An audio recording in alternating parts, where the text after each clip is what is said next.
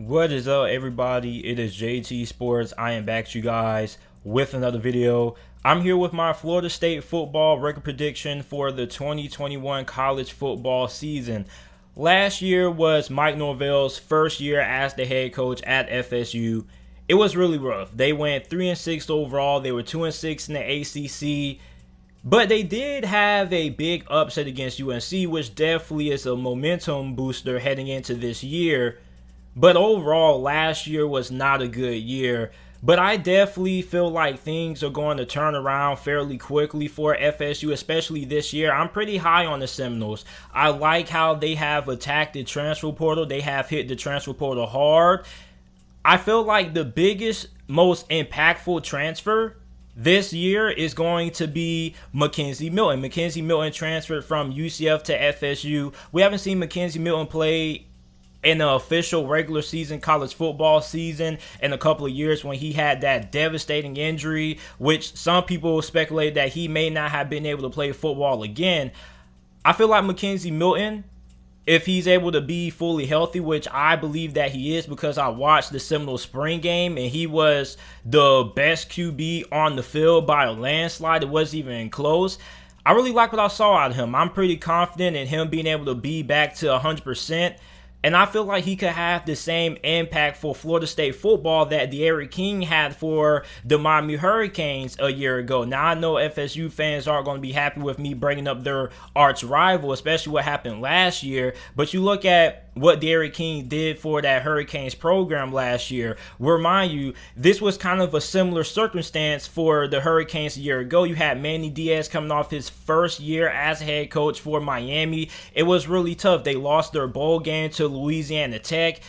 A lot of people had their concerns about Manny Diaz as far as him being the right guy to lead that program. But you bring in D'Eriq King, who transfers from Houston. He comes in. Miami has a pretty solid season last year. And I think Mackenzie Milton most definitely can have that same impact for FSU. I think the best case scenario for FSU this year is going to be 8-4, which may be a reach to some people out there. Some people think the best case may be 7-5, 6-6. You start against Notre Dame. I'm going to give Notre Dame that win. I don't think that FSU is going to beat Notre Dame. Notre Dame has a pretty solid team this year, and although their team isn't as talented as what it was last year, it's still pretty good. They should be a top 15, top 20 program this year. You play Jackson State. We know that's going to be a dub. Wake Forest, I think that is a game that can go either way. Louisville, I also think that is another game that can go either way. On top of that, Louisville and FSU, they're kind of in the similar votes, really. But I think for Louisville, I definitely think they have a good chance of beating them. You got Syracuse. I think Syracuse is probably the worst team in the ACC this year. UNC, that could be a loss there. I'm going to take UNC. UMass, Clemson, we know that's going to be a loss. But you got NC State, you got Miami, which I believe that Miami is definitely a winnable game. I understand that the Miami Hurricanes have the best team that they've had in a very long time this year, especially when you look at what they've done in the transfer portal. But I definitely feel like with Mackenzie Milton at quarterback, you're definitely going to have a chance to win that game. And really, any of these games, they have a pretty significant shot at winning because with Mackenzie Milton at QB, he's going to not only give this team a boost from a morale standpoint, but he's also somebody who elevates the players that he has around him. He's going to elevate the wide receivers. He's going to make the offensive line look better with his ability to escape the pocket and extend plays. So best case scenario definitely is 8-4. Worst case scenario, I think it could be 5-7. My biggest concern is one, the offensive line. Even though pretty much the whole entire offensive line from last year returns, it wasn't really all that great. On top of that, they had one of the worst defenses in this conference last year. They couldn't really do anything, and then the majority of their interceptions came from Asante Samuel Jr., who is now on the LA Chargers. Now, I do like their linebacker unit. I feel like their linebacker unit definitely is the strength of this team. They have pretty good talent there, but you also have to ask yourself the question, okay, is the pass rush going to be there? And if you're going to try to beat a team like Clemson or Florida or Miami, you're definitely going to have to be able to get that pass rush going, because if not, you're going to get absolutely killed, especially when you're going up against Clemson. Now, I think Clemson's offensive line isn't all that great.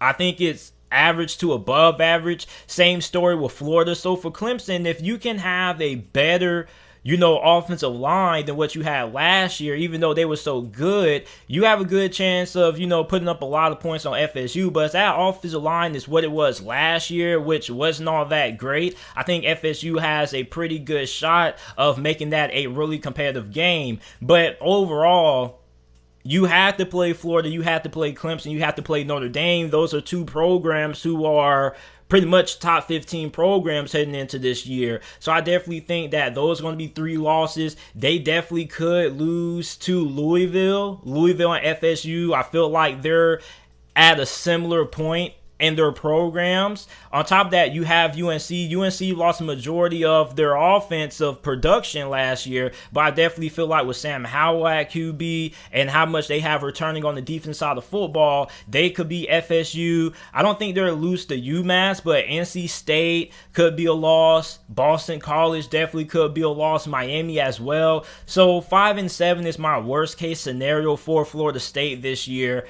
But my overall prediction for how I think Florida State's going to do this year, I have them going 6-6. I think they could go 6-6. I was really close to saying 7-5, but I just went with 6-6 because I think 6-6 will be a really big thing for this program, especially when you look at what it has endured over the last couple of years. You have Mackenzie Milton back there at QB. You're going to have the chance to win the majority of these games, like against Wake Forest, Louisville, Syracuse. I definitely think they could win those games. At least they can go 2-3 during that stretch. UNC, I don't think they're going to beat them. They're definitely going to beat UMass. I think they're going to lose to Clemson, Miami, and Florida. And potentially, I think they could probably lose either against NC State or Boston College this year. But I think 6-6 is a pretty fair prediction for FSU.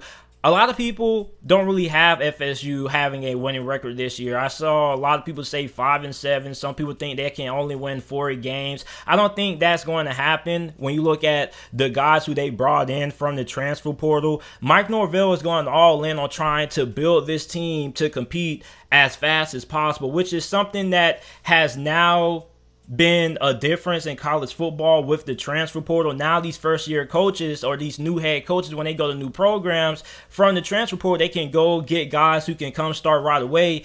Normally in the past couple of years before the transfer portal really started to take shape of what it is now, you normally had to wait 3-4 years to coaches to finally turn the corner. They had to recruit very well. They had to bring in their recruiting class. You had to wait a couple of years to get their 2 recruiting classes on the field, and that's normally when you started to see programs shift. But I think FSU definitely is going to shift the momentum of this program fairly quickly because of what they've done in the transfer portal this college football offseason. You look at having a guy like Mackenzie Milton at QB, he's definitely what FSU needs right now. They need a leader in that locker room. They need somebody who's going to come in and be a good example of working hard and having a positive impact on this team. And I think Mike Norvell definitely made a great decision of bringing in Mackenzie Milton. I like their run game this year. Their run game wasn't bad at all last year. FSU always has a great, talented group of halfbacks. It's just that the offensive line wasn't that good. You're also asking yourself, okay, is the offensive line going to improve?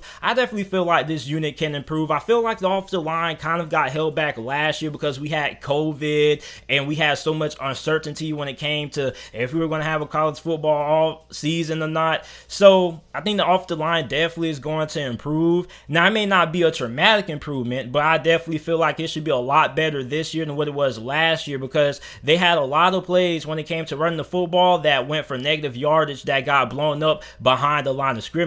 With a slightly better offensive line, I think this team should be able to win 6 games, and this defense definitely should be better than what it was last year because last year, I don't think you can go any lower. Well, maybe they can go lower, but I don't really think that's going to be plausible with what they've done on that side of the football in the transfer portal. So overall, 6-6 is my prediction for FSU football this year. Let me know how good you guys feel FSU would be this upcoming college football season. Leave your record prediction down in the comment section down below. Also comment some teams that you guys would like me to do a prediction for, worst case, best case scenario. Make sure that you guys like the video, subscribe to the channel for more college football videos and NFL videos. And thanks for watching.